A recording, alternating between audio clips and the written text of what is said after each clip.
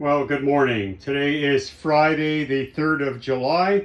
Happy birthday to my younger sister, not by much, just a year and a bit, Sandra today. Just a little update. I've been really busy, so I thought I'd just keep going. So the batteries are installed. Last time I had a lot of trouble with these things. They kept shifting with the bouncing and shaking of the RV. Could never get them to hold in place. So now I built a frame on them to keep them in place. So you can see the 3 batteries, same as I had in the RV. They're 15 kilowatt hours total, 5 kilowatt hours a piece. And that gives me more than enough power to run everything I need. So you see they're all hooked up in parallel through, and then I go up in through the wall up to the inverter. So these cables are from the battery.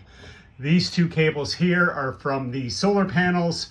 This goes down to the electrical panel here. I've got my 10 circuits, but the main breaker here is the 30. Even though the inverter will pull out almost 40 amps, probably closer to 50. And this wire here is that orange one I showed the other day, which goes all the way back to an inlet outside, which I don't really use, or should not be able to have to use. I've got a fuse for the solar panels here. Make sure you put fuses and breakers on everything in case we get an overload from the solar panels. Also got everything bonded, so the solar panels on the roof are all screwed down onto metal. So there's my bonding there to the frame. And then down here, I've got an extra wire, a green wire right here to bond this to the panel, to the batteries, to the frame of the trailer. So everything's bonded together. Bonding is so important to make sure you don't have any issues. Off the batteries, I got my 48 volt to 12 volt converter, 12 volt fuse panel. I only have 2 circuits, one for the lights and one for the water pump. Here's that bonding thing again. Again, another fuse from the 48 volt batteries to the 48 volt converter. Make sure it's all protected. I got a switch here to turn my hot water on and off, so I never leave that on all the time, even though it's electric. And then this is my water pump. I don't leave that on unless I need it as well, just in case there's a leak. This little cable here, I've got this hanging, is for my Starlink, to make sure I remember to cut this and put the adapter on there. I don't want to forget that. Now, the fun part. So I've barely got enough spot for the toilet. I've never mentioned the toilet before, so it's a compost toilet. So liquids in the front, solids in the back, and then you mix that up with the compost material in the back end of it. For a single person running this thing, about 2 to 3 days, give or take, for the urine, for the liquids to go out, and the solids could do you probably almost a month depending on usage. Got my coat hanger there. So this has been the fun part, is the shower. So better perspective from here.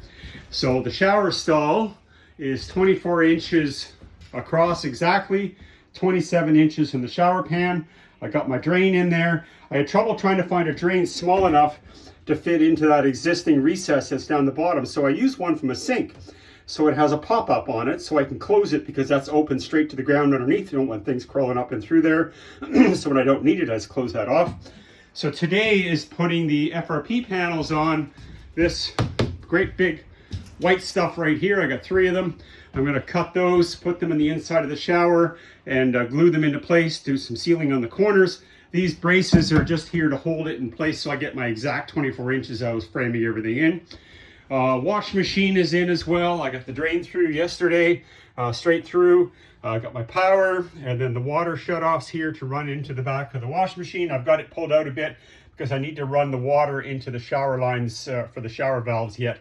I'll do that today and put that in. Countertop is all on and in. The sink is in. Got the faucet onto it. And then down here, you'll see this drawer pulls out, and you see the big gap there. Well, that's for the sink. So when you close it, bingo. Got lots of room for that. Down underneath, I may have shown this the other day, I've got my water pump, and then the hot water sitting there, got that strapped down. This is screwed down to the bottom. I want to make sure that doesn't move. There's a little extra room down there. I'll worry about that later on. Got the oven put in, again, strapped down. Microwave cabinet put in, strapped down.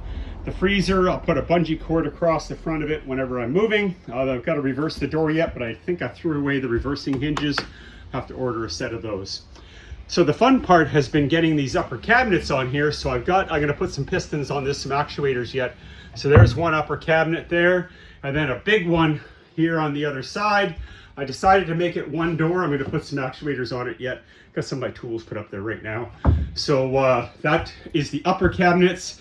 I am thinking about putting upper cabinets up here over the bed as well. I'm running out of plywood again.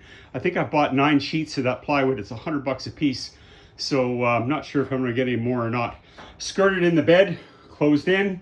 So that's ready to go. What else have I done? Oh, all the light switches, 4 light switches, 1 for the front lights, the sink lights over there, the main lights over the bed, and then the main lights over the sink. So 4 switches, all 12 volts. So that controls all those little LED pucks. You can get a better shot of these from here. There we go. There's all the puck lights put in. So the washing machine, as I think I mentioned, I've got to get that pushed in, but first I want to get the water lines in. Here, this space here will be where my chair will sit, and then the television is going to be a little crowded, but it's going to sit right up there into that space just beside the shower. The shower's a little further forward than I wanted it, but hey, whatever. Smoke detector, critical smoke and carbon, even though I have no fuel in here. No propane. I might put a diesel heater later, but we'll put carbon monoxide anyway. So we got everything in there that way. Flooring is all in. Just haven't done any trimming, so that's all the way across. That's just laminate, click flooring. That should work really well, nice and tough. Same thing I did in the RV, just a different color slightly. And then sometime in the future, I'm going to build a cabinet across here, a V cabinet with a countertop. That'll hide all this stuff. Don't need any ventilation for that. I think I mentioned before, the batteries don't need to be ventilated. They don't give off any heat whatsoever, whether it's discharging or charging. The only thing that does give off heat is this inverter. That's why that's way up there. It's got a couple of fans in it that actually blow heat down, not up, which I don't understand the design of that, but that's what they did. So hot air naturally goes up with convection, but that's what it is. So it blows down, so it needs to have a lot of space for the vents, for the air in. I think it's 6 to 8 inches of clearance according to the specifications from the manufacturer, and that blows the hot air out of the bottom. So that needs to be out. It cannot be in a cabinet, otherwise it's going to cause all kinds of issues. I did have some trouble fishing these lights from the top. Coming across that spray foam was in the way everywhere I went. So that's the latest update of everything that's gotten done. Today is finishing off the shower and getting the valves put in for that. And then looking at this upper cabinet thing, and then it's time to start stocking it up. I'm not going to paint now. I'm going to hold off on painting and all that stuff for the fall when I get back, maybe from out east. I don't know what colors I'm going to do. Let me take some time to think about that. So we'll see what it gives. Oh, and also yesterday I hooked up a EV charger for my daughter. So there's an EV charger. As an electrician, they're pretty easy to do. Run the cable into a panel down below. So that is a who makes this? Flow. It's made by Flow. It's a Flow X3 hardwired in. So that'd be kind of handy for whoever has an EV, because this house is sold. So that'll be good for the next person coming in. So that's it for now. Oh, and I need to cover off that pipe yet to make sure that doesn't get damaged. That's my water pipe, because the water bladder is going to sit down here underneath in this storage. So we'll see how that all fits. All right, everybody. Thank you for watching, and that's the latest update. And hopefully I don't go that long without doing another update again.